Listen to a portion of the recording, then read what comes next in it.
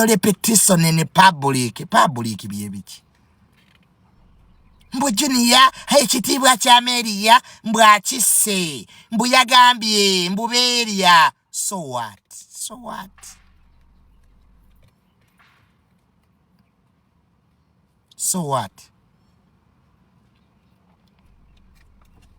Chibi teka ki mu constitution lye tuba tumenye.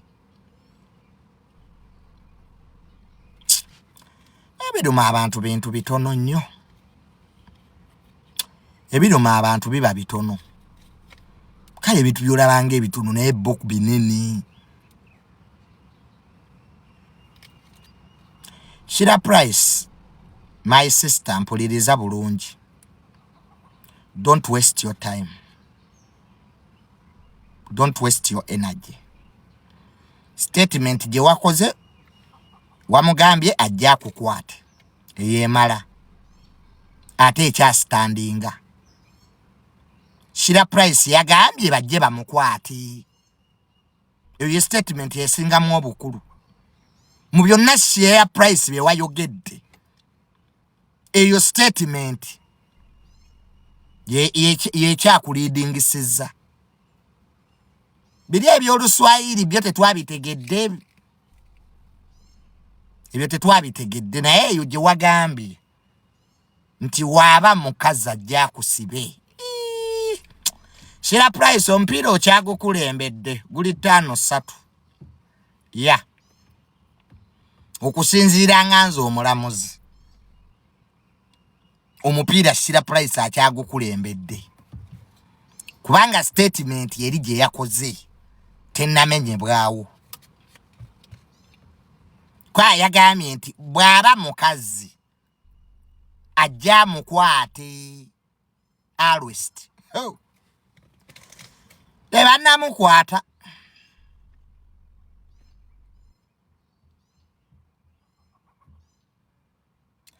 Tebannamukwata Sheila Price akyali bweru. Byebyo maada. Nawulidde Sheila Price bagamba mbu obuuze nze wamma tewali ky'obombuuza. Anti era mwanoonyezza erinnya lyange bwe mulinyiga. Buuza Junior, tewali kye bambuuza. Munzije mu nonsense wammwe. Remove my name. Mu ntalo zammwe eza karaoke. I'm not that level. Kimu bibiri buuza Junior. Wamma Sheila Price tolina ky'obombuuza. There's nothing to ask me. Just munyambe munzije mu ntalo zammwe eza karaoke. I'm not that level. Ekyakeera ku machi okuyombera ku social media. Sibyagala nze. Era temunteekamu. Nabikola dda mwenna abali kuno abayomba nabasookawo. Ba TikTok abasinga mwansangawo wano. Kati nze nakula sikyagala bintu bya ntalo, sibaya gundi yanjogeddeko, simanya. I don't have that time these days. Kati Sheila Price gwakyaliidinga 5-3 lwa statement yajjo gye wakoze. Eyo gamba bajje bakukwate. We baba bayina amaanyi. Basiba ntongo. Nga bwe mwasiba ntongo. Sheila Price yabagambye mujje mu mukwate. Nze obwedda nenda Sheila Price akwatibwe. Hey! Yes! Olutalo tulutemetemera abantu balutegeere. Osegedde wamma. Ebyoluswayiri byo byayogedde tetwabitegedde. Era saagala tubiddeko. Statement Sheila Price yakoze statements 2. Ezimu walidi esooka yagambye nti mbo betunoonya yabambula mpala abakulu. Abula Sheila Price kuruno watabuse yagambye mbwe abakulu betunoonya yabambula mpale. Byebyo maada. Do you know what it means? Yagambye abe mukubira saluti. yabakomba nsigo mwana Sheila mbwe abakomba bolozi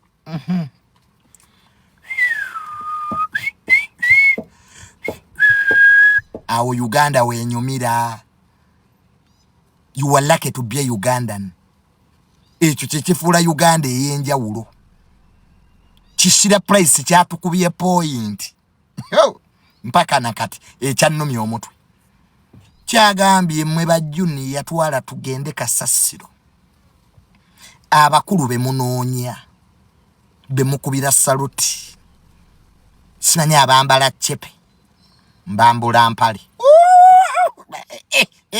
Omwana Sheila Price. Yetaaga omudaali. She needs a medal. She needs a medal. Eyo statement teyogerebwa munafu. Eyo statement Sheila Price yayogedde bw'oba oyina amagezi n'ogikubaganyako ebirowoozo. It's a big statement. Bakuluki. Hey! Sheila weeyagalidde mu Uganda muno. N'amaliriza nga agamba nti kale w'amaanyi ajja nsibe. Ng'amaze okwogera kiri, Sheila Price yamaliriza agamba nti kale eyeeyita ow'amaanyi come arrest me.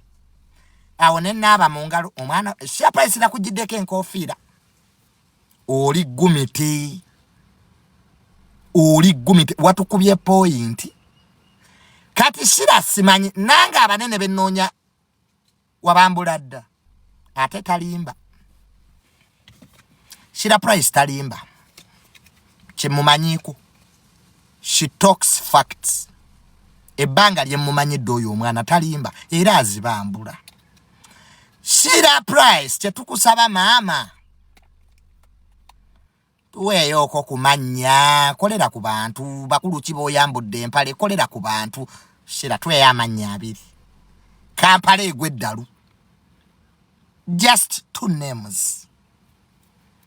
Kampala egwe eddalu. Daily Monitor, New Vision, zibadde NBS, badde banoonya mitwe gy'amasengejje. You be a topic ku front line. Just give us only 2. Sheila Price obeere topic ku front line. Ojja kola erinnya erisinga erya Babby Kyagulanyi. I'm telling you. Sheila Price ojja kuba oyingidde erigi z'abawini Mandela. Toyagala following. Ate Sheila Price nkulabamu gwe Babby Kyagulanyi addako. Sheila Price ekkubo ly'okutte. Oli gumite nkulabamu okuba nti you are the next Babby Kyagulanyi of Uganda. Nkulabamu olwawini byanyima. Sheila Price nkulabamu olw'amatembe. Tambuliraawo. Abakazi abateerya ntama. Kwa live ejjo gye wakoze Sheila Price. You have that element of a strong woman. A woman who fights for herself. Nakwagadde. Bagamba nti akasajja akatono kanyomera mitala wa mugga. Naye Sheila Price okuva ejjo you have my respect. Weerwanyeeko bambi. It was too much. Bavumye Sheila Price emyaka 4 years. Ng'omukazi avuma Sheila Price. Nyenga omubuuza yakola ki? Bannange. Omukazi avumye Sheila Price. Weebale kuvaayo okwo, it was too much. Gwe toyinza kuvaayo n'ogamba mbu Sheila Price yeebaka n'omwana we. That's bad. Ekyo kyabadde kiruma era kyalumye buli omu ategeera. That's wrong by the way. You can't wake up one morning novaayo n'ogamba mbu ng'akyogera naawe oli mukyala. You are also a woman. Naawe wazaala novaayo n'ogamba mbu omwana omuto ow'emyaka 10, 10 years, 9 years yeebaka ku maama we. Ekyo kyo njagala obbabuulira, it wasn't good. Era saagala kuyimirira wano na kukirumamu. That's being bad-hearted. That's so wrong. Yes, ebyokwevuma bibeerawo. That's bad. It's chogerebwa omuntu nga mutabufu wa mutwe. That's a sign you have a mental problem. Because wano mu Buganda okero tyano yagaza omwana omuto nnyina. No, that's wrong. Enchero veyo nawo ogambe nti bavuma abaana bo. Then you start claiming bavuma abaana bange nenga nawe ate ovuma ababalala. Kwakati omwana wa Sheila Price yabadde akoze eki? No, truth be told. Kwa omwana wa Sheila Price moto aba ayingirira muwa.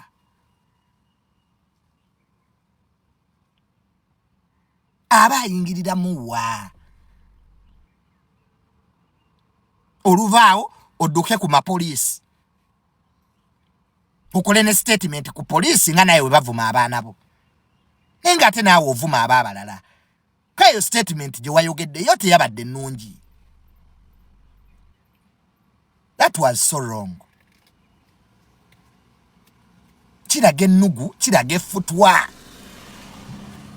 Entalo za social media, teziriiko muwanguzi. It's not a do or die, mbu bw'otawemula towangula. No.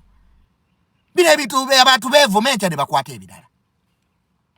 Naye bwe tuba tuusa okuba nti entalo za social media bw'atamala wemula bazadde bo, bw'atamala kuwemula tawangula, you can still win a war without insulting somebody's son or somebody's kid.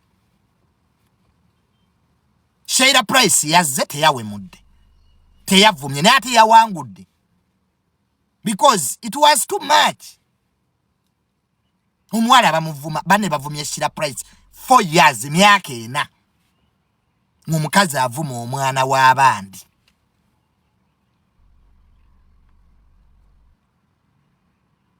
Waliwo ogambira nti kale kansirike, naye waliwo ekisukka. Ng'omuntu akulemeddeko. Nze kati bansuubiza nno kumpa butwa. Nze gw'olaba wano. Baagaye nja kulya obutwa. Era bwenfa obutwa bannayuganda. Ekirundi kyagenze on record. Era ne balooya bange baakiwandiise. That I'm going to die of poison. Kyagenze on record. Balooya bange baakiwandiise nti Junior, obulamu bwange buli matigga. Gwe n'okeera ku makya. Buli mwana wa muntu n'omuyisanga kasasiro. Gwamanyi bwe tunaafa. Gwamanyi bye tunaaba. Gwamanyi gye tuvudde. Awo ekisukka. Odduse mu inbox ya Auntie Jane.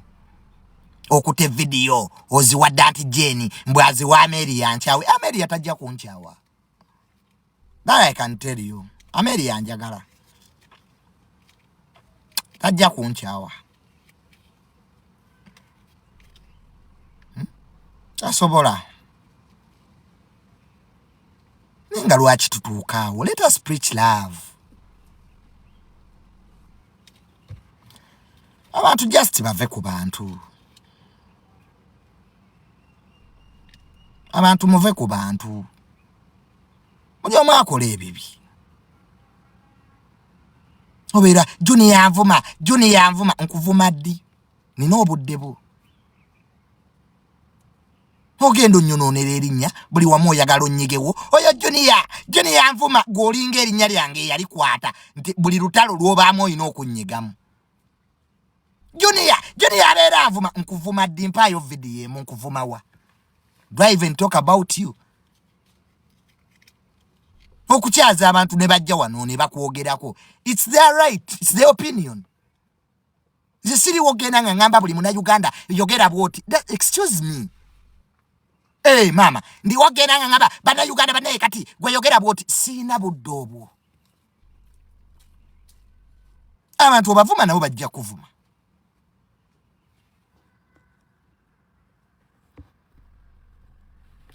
Gwe nabo bantu. Gwe oyagala ovuma abantu toyagala kuvuma. Ate nga n'abantu nabo basesebbula. Gwe abavuma. We bakuddamu ng'oyomba. Bane munvumye nga naawe obavuma. Kati ze wuuka wesita bitegeerera. Asinga ovuma abalala ate yetayagala muvumako. That thing beats my understanding. You want to act clean, but you are playing with pigs. Oyagala kubeera muyonjo ozanya nambizi. They could make you dirty. Oyagala abantu bakuwa ekitiibwa kyewe. Respect yourself. N'abantu bakurespecting. Gwanalaba wakyavuma Nammere. Nammere kati yakula bintu bya magezi. Everybody is praising Nammere. Nammere agenze wali kulumberwa AK47 nga abantu bamulinze bulinzi. Just abantu waliwo stage gy'okutuukako n'okula. Bana abantu abamukirize mukuze mwebuulirire. Negwe n'owakula olutalo ku Balista Timo, gwa wakula olutalo ku Junior, ovuma Sheila Price, luli n'ovuma gundi ono mwala. Wirulaiti. Encha banangi.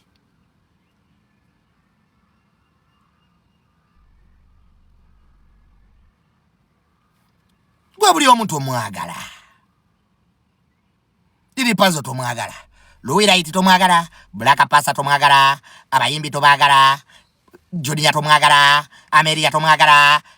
Gwoyagalani. Oli sadist. Mani waliwo emyaka weewuumuza. Nuganti kati nkuze. Abantu bona bajjofule lutaaya bali eri balina mawoteeri baluna mubiru bakola restaurant. Misa Kisemakula alina restaurant. Catherine Kusaasira muzeeyi yabawa sete ne bebe kulu recently.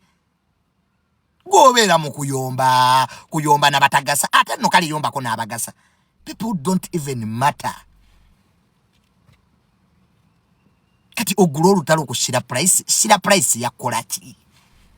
Gobeera ovuma ku macha lwaggulo mutuntu buli wofuna omukisa yakola ki?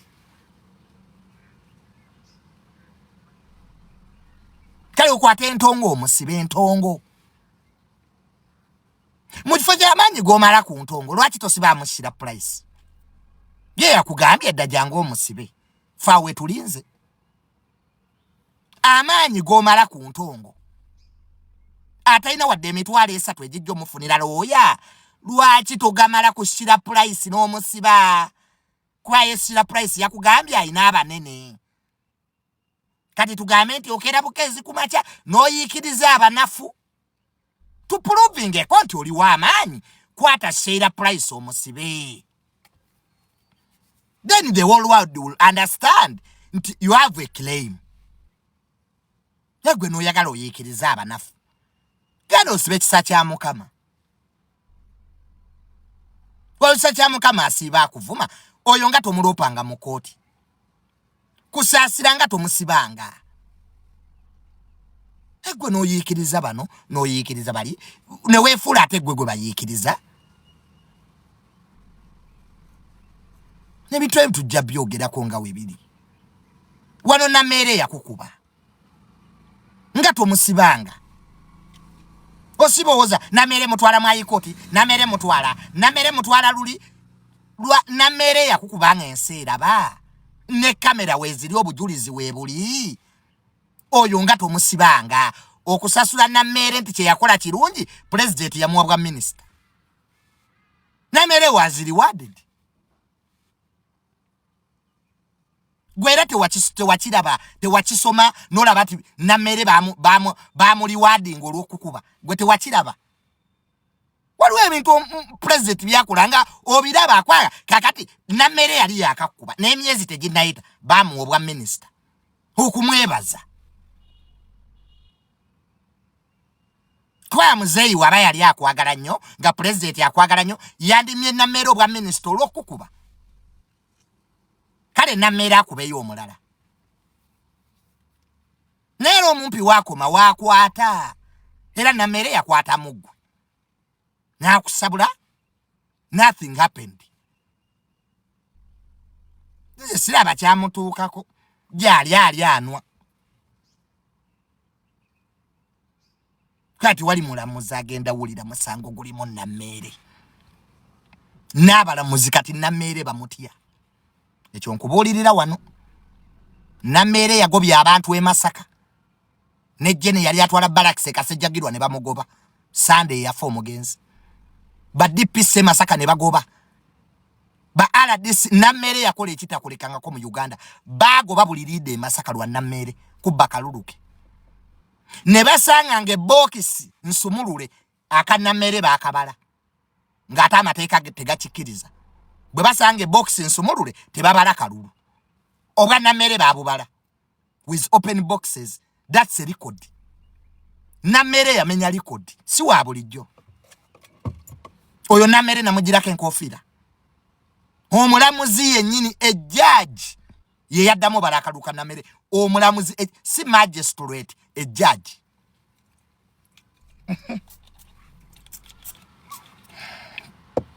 Ejjaaji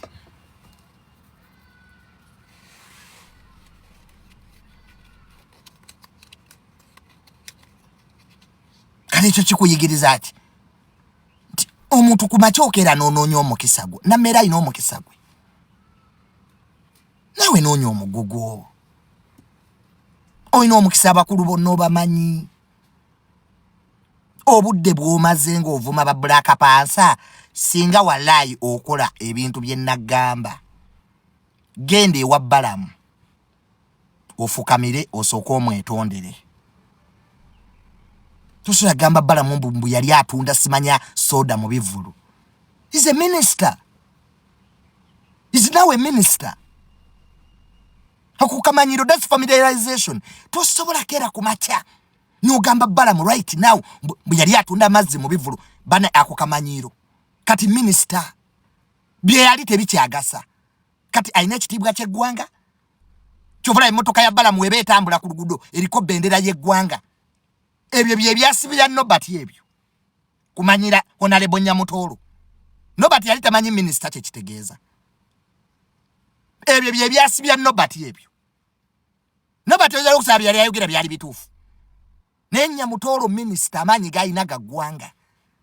Bw'otunu yayirako y'eggwanga ba minister batula mu cabinet every Monday. Cabinet yesalirawo eggwanga. Bye bateesa mu cabinet bye bidda mu parliament ne gafuuka amateeka.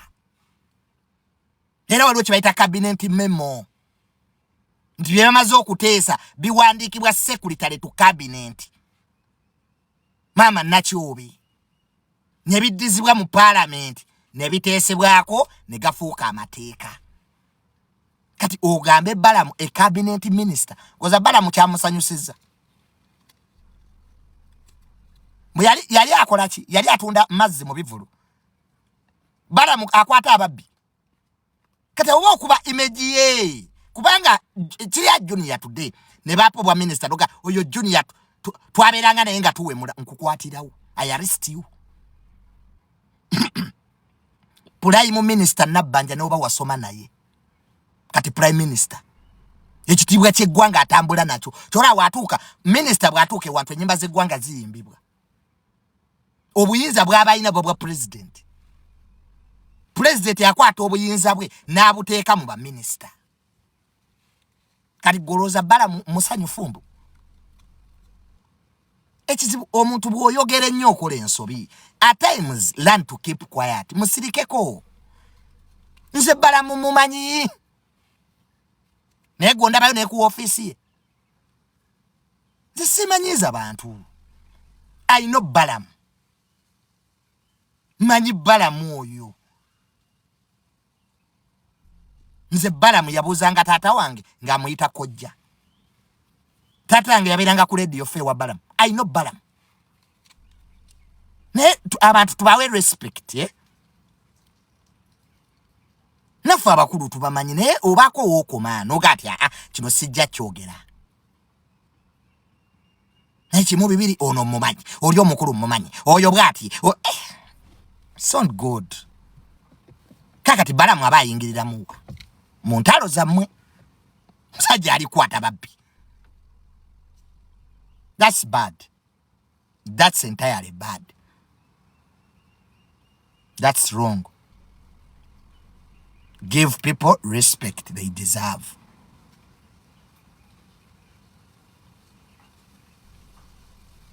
Jano wali otandise okunesomerako. Oh Junior, nza mutwala mu bakulu. Nenkulage ebbaluwa ya president. Yonayo gwe wantwalayo. Omanyi nekkubo lye nakwatanga ngendo laba president. Olimanyi gwe. Ne just abantu wamma tusirika kwate bibakwatako. My relationship, Jenina ne President 7 yange ng'omuntu. It's not none of your business. Era okubalagako ku bbaluwa you just nanyiga. Ng'omuntu, I got angry. Ng'olaba omuntu akwesomerako, oyo Junior, nze amubeezaawo, nze amutwala mu bakulu, nze akola ki? Ne ngamba, bannange, nga kisusse. Olw'okusirika siba musiru, nange abakulu mbamanyi. Nange mbamanyi bulungi nnyo, nabo bamanyi. Naye I keep a distance. Goloza bwe twagenda ekisozi, president gwe mulundi gwe gwali gusoso okundaba. Era yali ammanyi.